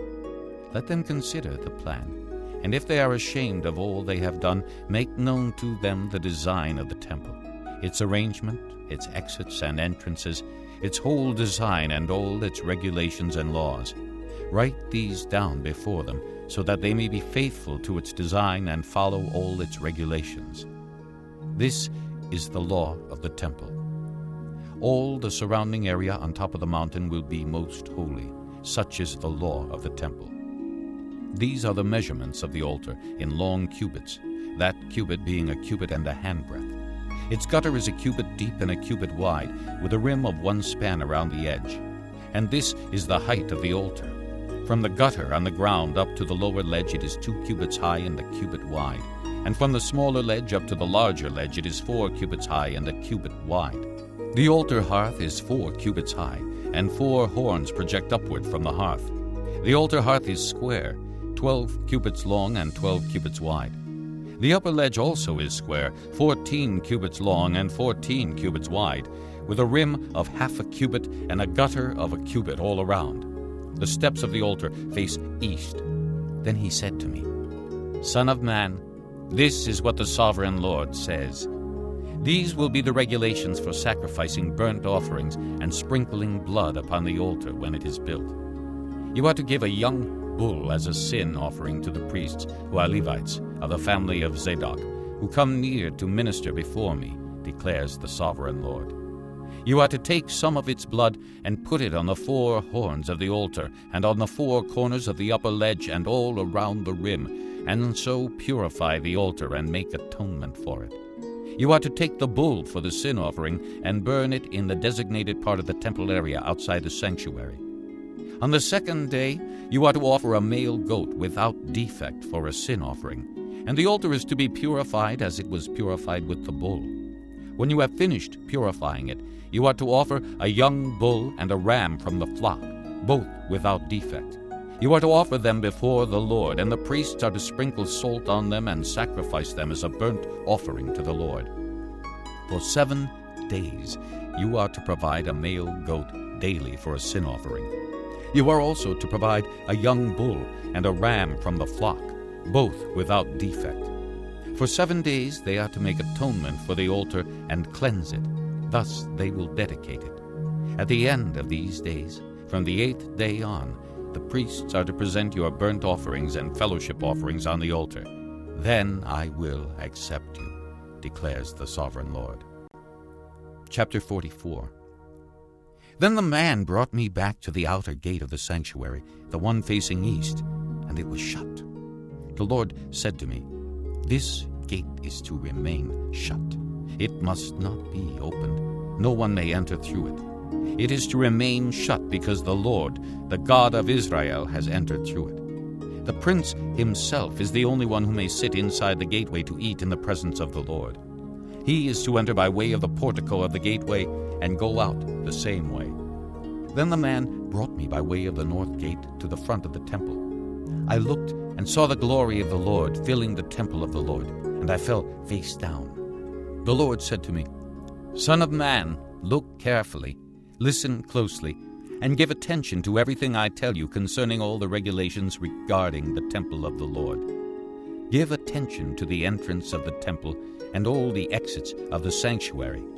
Say to the rebellious house of Israel, This is what the sovereign Lord says. Enough of your detestable practices, O house of Israel. In addition to all your other detestable practices, you brought foreigners, uncircumcised in heart and flesh, into my sanctuary, desecrating my temple while you offered me food, fat, and blood, and you broke my covenant. Instead of carrying out your duty in regard to my holy things, you put others in charge of my sanctuary. This is what the sovereign Lord says. No foreigner, uncircumcised in heart and flesh, is to enter my sanctuary, not even the foreigners who live among the Israelites. The Levites, who went far from me when Israel went astray, and who wandered from me after their idols, must bear the consequences of their sin. They may serve in my sanctuary, having charge of the gates of the temple and serving in it. They may slaughter the burnt offerings and sacrifices for the people, and stand before the people and serve them. But because they served them in the presence of their idols, and made the house of Israel fall into sin, therefore I have sworn with uplifted hand that they must bear the consequences of their sin, declares the sovereign Lord. They are not to come near to serve me as priests, or come near any of my holy things, or my most holy offerings. They must bear the shame of their detestable practices. Yet I will put them in charge of the duties of the temple and all the work that is to be done in it. But the priests, who are Levites, and the descendants of Zadok, and who faithfully carried out the duties of my sanctuary when the Israelites went astray from me, are to come near to minister before me. They are to stand before me to offer sacrifices of fat and blood, declares the sovereign Lord. They alone are to enter my sanctuary. They alone are to come near my table to minister before me and perform my service. When they enter the gates of the inner court, they are to wear linen clothes. They must not wear any woolen garment while ministering at the gates of the inner court or inside the temple. They are to wear linen turbans on their heads and linen undergarments around their waists. They must not wear anything that makes them perspire. When they go out into the outer court where the people are, they are to take off the clothes they have been ministering in, and are to leave them in the sacred rooms and put on other clothes, so that they do not consecrate the people by means of their garments. They must not shave their heads or let their hair grow long, but they are to keep the hair of their heads trimmed. No priest is to drink wine when he enters the inner court. They must not marry widows or divorced women. They may marry only virgins of Israelite descent or widows of priests. They are to teach my people the difference between the holy and the common, and show them how to distinguish between the unclean and the clean. In any dispute, the priests are to serve as judges and decide it according to my ordinances. They are to keep my laws and my decrees for all my appointed feasts, and they are to keep my Sabbaths holy. A priest must not defile himself by going near a dead person. However, if the dead person was his father or mother, son or daughter, brother or unmarried sister, then he may defile himself. After he is cleansed, he must wait 7 days. On the day he goes into the inner court of the sanctuary to minister in the sanctuary, he is to offer a sin offering for himself, declares the sovereign Lord.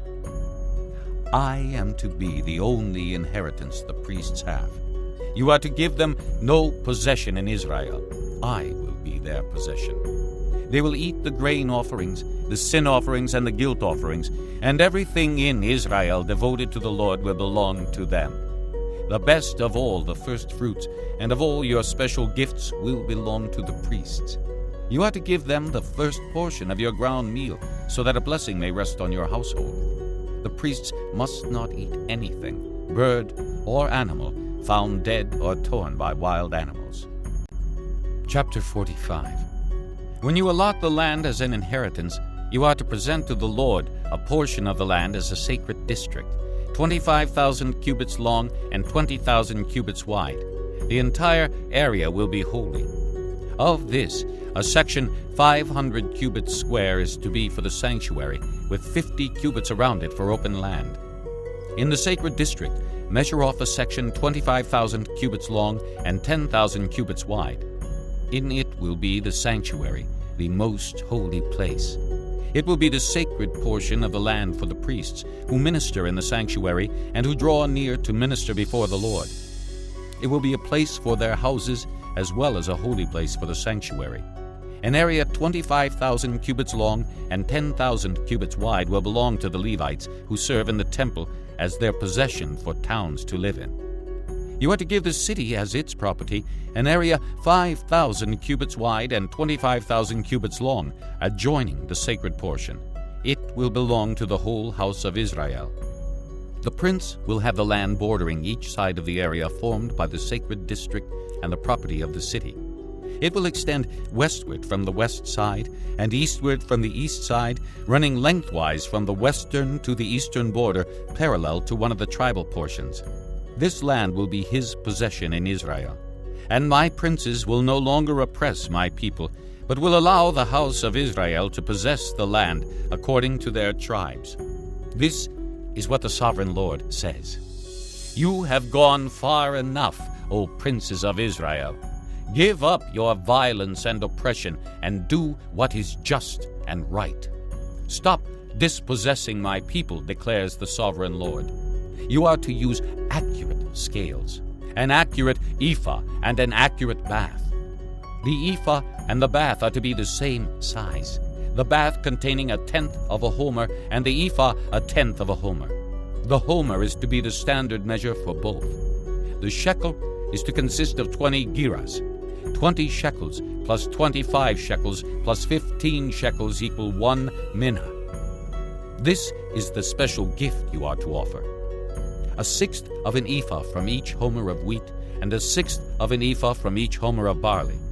The prescribed portion of oil, measured by the bath, is 1/10 of a bath from each core, which consists of 10 baths, or 1 homer, for 10 baths are equivalent to a homer. Also, 1 sheep is to be taken from every flock of 200 from the well-watered pastures of Israel. These will be used for the grain offerings, burnt offerings, and fellowship offerings to make atonement for the people, declares the sovereign Lord. All the people of the land will participate in this special gift for the use of the prince in Israel. It will be the duty of the prince to provide the burnt offerings, grain offerings, and drink offerings at the festivals, the new moons, and the Sabbaths, at all the appointed feasts of the house of Israel. He will provide the sin offerings, grain offerings, burnt offerings, and fellowship offerings to make atonement for the house of Israel. This is what the sovereign Lord says. In the first month, on the first day, you are to take a young bull without defect and purify the sanctuary.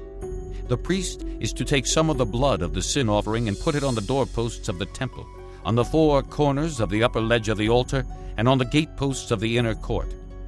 You are to do the same on the 7th day of the month for anyone who sins unintentionally or through ignorance. So you are to make atonement for the temple. In the first month, on the 14th day, you are to observe the Passover, a feast lasting 7 days, during which you shall eat bread made without yeast. On that day, the prince is to provide a bull as a sin offering for himself and for all the people of the land. Every day during the 7 days of the feast, he is to provide 7 bulls and 7 rams without defect as a burnt offering to the Lord, and a male goat for a sin offering. He is to provide as a grain offering an ephah for each bull and an ephah for each ram, along with a hin of oil for each ephah. During the 7 days of the feast, which begins in the 7th month on the 15th day, he is to make the same provision for sin offerings, burnt offerings, grain offerings, and oil. Chapter 46. This is what the sovereign Lord says. The gate of the inner court facing east is to be shut on the 6 working days, but on the Sabbath day and on the day of the new moon it is to be opened. The prince is to enter from the outside through the portico of the gateway and stand by the gate post. The priests are to sacrifice his burnt offering and his fellowship offerings. He is to worship at the threshold of the gateway and then go out, for the gate will not be shut until evening. On the Sabbaths and new moons, the people of the land are to worship in the presence of the Lord at the entrance to that gateway. The burnt offering the prince brings to the Lord on the Sabbath day is to be 6 male lambs and a ram, all without defect.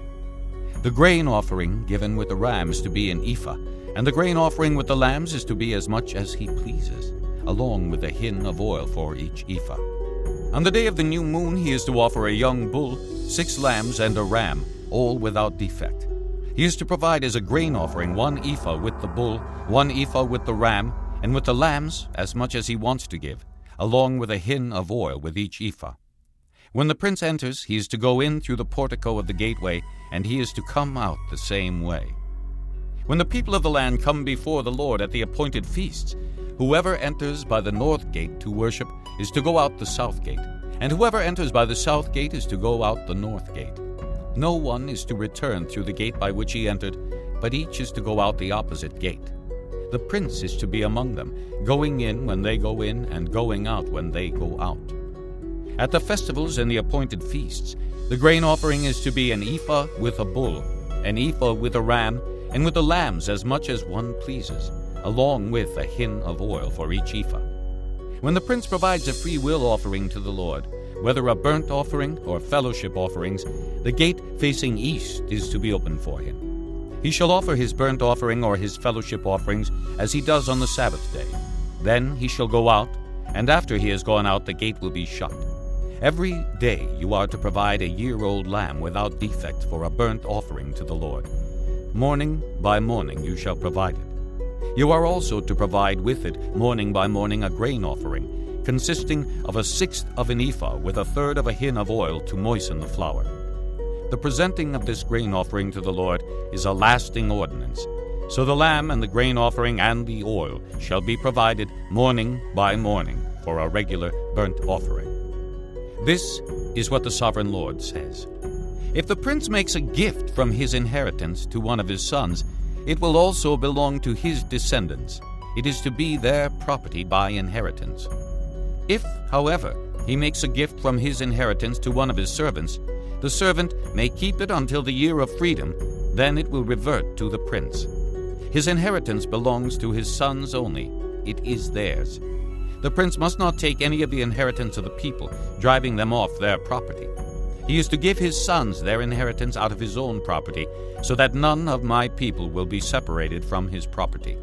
Then the man brought me through the entrance at the side of the gate to the sacred rooms facing north, which belonged to the priests, and showed me a place at the western end. He said to me, "This is the place where the priests will cook the guilt offering and the sin offering and bake the grain offering, to avoid bringing them into the outer court and consecrating the people." He then brought me to the outer court and led me around to its 4 corners, and I saw in each corner another court. In the 4 corners of the outer court were enclosed courts, 40 cubits long and 30 cubits wide. Each of the courts in the 4 corners was the same size.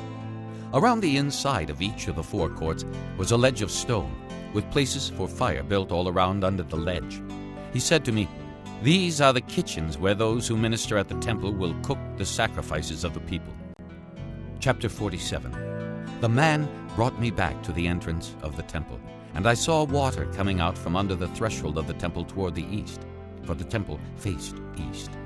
The water was coming down from under the south side of the temple, south of the altar. He then brought me out through the north gate, and led me around the outside to the outer gate facing east, and the water was flowing from the south side. As the man went eastward with a measuring line in his hand, he measured off 1,000 cubits, and then led me through water that was ankle deep. He measured off another 1,000 cubits and led me through water that was knee deep.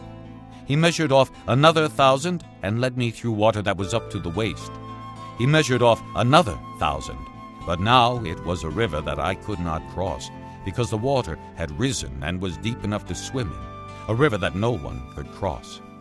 He asked me, "Son of man, do you see this?" Then he led me back to the bank of the river. When I arrived there, I saw a great number of trees on each side of the river. He said to me, "This water flows toward the eastern region and goes down into the Arabah, where it enters the sea. When it empties into the sea, the water there becomes fresh. Swarms of living creatures will live wherever the river flows. There will be large numbers of fish, because this water flows there and makes the salt water fresh. So where the river flows, everything will live. Fishermen will stand along the shore. From En-Gedi to En-Eglaim there will be places for spreading nets. The fish will be of many kinds, like the fish of the great sea. But the swamps and marshes will not become fresh. They will be left for salt. Fruit trees of all kinds will grow on both banks of the river. Their leaves will not wither, nor will their fruit fail. Every month they will bear, because the water from the sanctuary flows to them. Their fruit will serve for food, and their leaves for healing. This is what the sovereign Lord says. These are the boundaries by which you are to divide the land for an inheritance among the 12 tribes of Israel, with 2 portions for Joseph. You are to divide it equally among them. Because I swore with uplifted hand to give it to your forefathers, this land will become your inheritance. This is to be the boundary of the land. On the north side it will run from the great sea by the Hethlon road, past Lebo-Hamath to Zedad, Berotha and Sibraim, which lies on the border between Damascus and Hamath, as far as Hazar-Hatticon, which is on the border of Hauran. The boundary will extend from the sea to Hazar-Enan, along the northern border of Damascus, with the border of Hamath to the north. This will be the north boundary. On the east side, the boundary will run between Hauran and Damascus, along the Jordan between Gilead and the land of Israel, to the eastern sea and as far as Tamar. This will be the east boundary. On the south side, it will run from Tamar as far as the waters of Meribah Kadesh, then along the Wadi of Egypt to the great sea. This will be the south boundary. On the west side, the great sea will be the boundary to a point opposite Lebo-Hamath. This will be the west boundary. You are to distribute this land among yourselves according to the tribes of Israel. You are to allot it as an inheritance for yourselves and for the aliens who have settled among you and who have children. You are to consider them as native-born Israelites. Along with you, they are to be allotted an inheritance among the tribes of Israel. In whatever tribe the alien settles, there you are to give him his inheritance, declares the sovereign Lord. Chapter 48. These are the tribes listed by name. At the northern frontier, Dan will have 1 portion. It will follow the Hethlon road to Lebo-Hamath. Hazar-Enan and the northern border of Damascus next to Hamath will be part of its border from the east side to the west side. Asher will have 1 portion. It will border the territory of Dan from east to west. Naphtali will have 1 portion. It will border the territory of Asher from east to west. Manasseh will have 1 portion.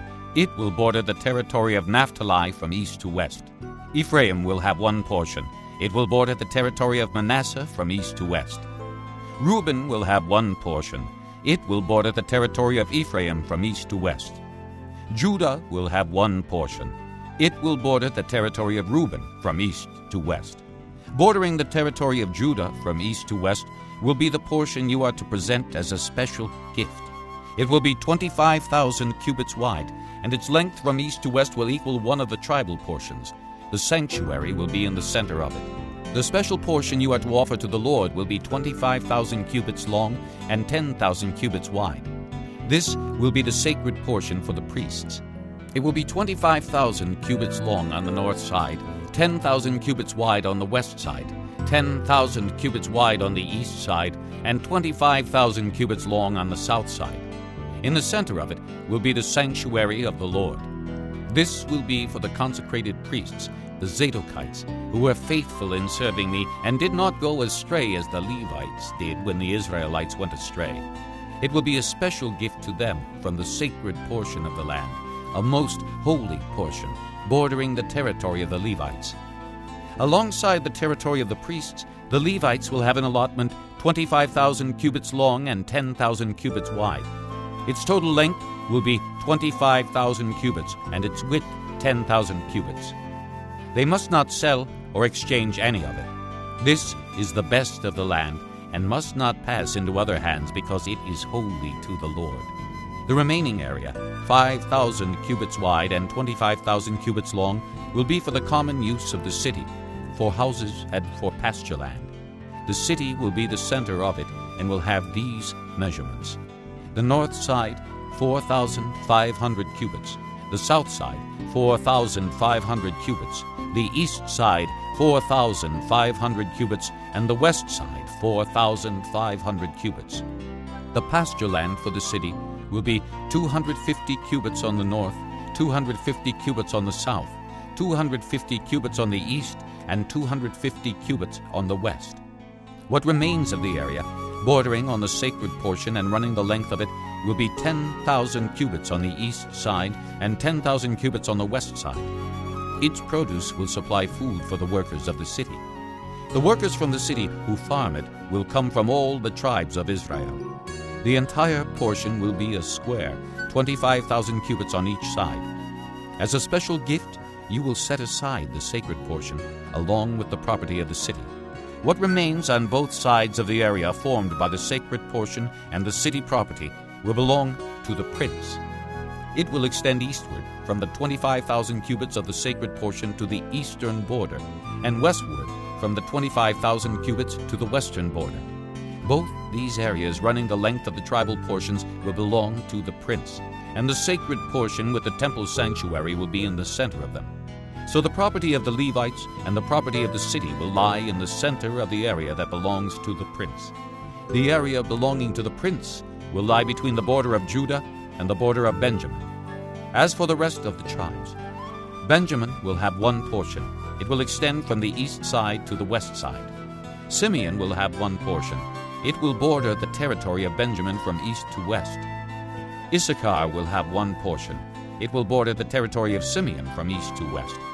Zebulun will have one portion.